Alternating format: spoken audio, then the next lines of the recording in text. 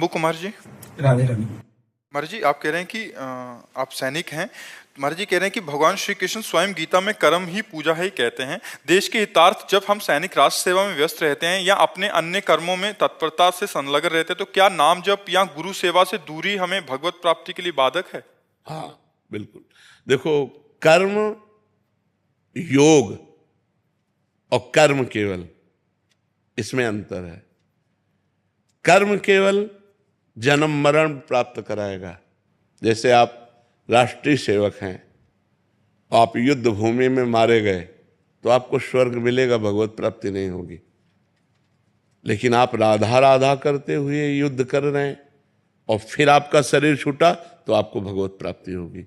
भगवान ने कहा सर्वदा सर्वकालेषु मामनुस्मर युद्ध च। दो बातें कही, केवल युद्ध नहीं कहा, मामनुस्मर युद्ध च, मेरा स्मरण करते हुए युद्ध करो, तो वो हो गया कर्म योग। और केवल युद्ध ये हो गया कर्म। तो कर्म का परिणाम लोक लोकांतर तक मिल सकता है, भगवान नहीं।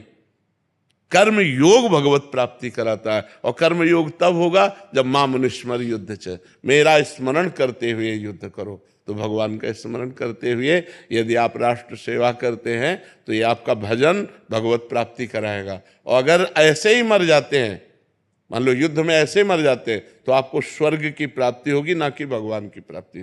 पर स्वर्ग की प्राप्ति होगी जो बड़े बड़े पुण्यात्माओं को होती है, क्योंकि राष्ट्र के हितार्थ आपने प्राणों का बलिदान किया, इसलिए आपका मंगल हो जाएगा। आकाश सैनी जी, सहारनपुर से।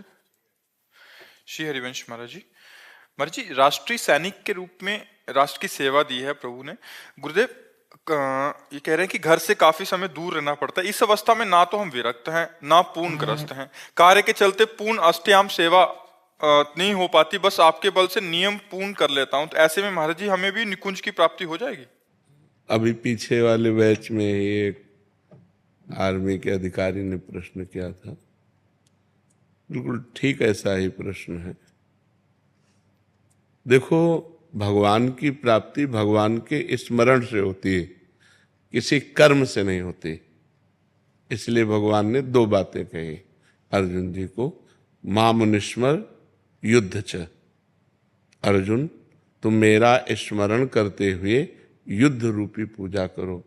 तो जैसे आप राष्ट्र सेवा में हो और आप भगवान का स्मरण नहीं करते हो, आप युद्ध में मारे जाते हो, तो आपको स्वर्ग मिलेगा। कुछ समय तक पुण्य भोग भोगोगे, फिर मृत्यु लोक में जन्म होगा। यदि आप राधा राधा जपते हो और युद्ध होम में भगवान का स्मरण करते हुए शरीर छूटता है, तो आपको सीधे भगवान की प्राप्ति होगी। ये राष्ट्र सेवा बहुत बड़ा कर्म है, छोटा मोटा कर्म नहीं है। क्योंकि अपने परिवार से दूर लगभग प्राय व्यापारी भी कई दिनों के लिए हो जाते हैं, विदेश में जाना है, कई मतलब बहुत ऐसे डिपार्टमेंट हैं जो हर समय परिवार में ही थोड़ी रहते हैं, परिवार से दूर रहते हैं। और प्राणों का कभी भी किसी का भी योग हो सकता है, किसी भी कारण से, या मृत्यु कभी भी किसी की कैसे भी हो सकती है। तो हमको अपने कर्तव्य पर ध्यान देना है। बस खास बात है कि जब हम तैनात हैं तो हम केवल राष्ट्र सैनिक हैं, न उस समय गृहस्थ हैं, न उस समय हम विरक्त हैं। हम अपने प्राणों का बलिदान करके अपने राष्ट्र की रक्षा में हैं, अपनी निष्ठा में हैं। बस इसी से काम होता है।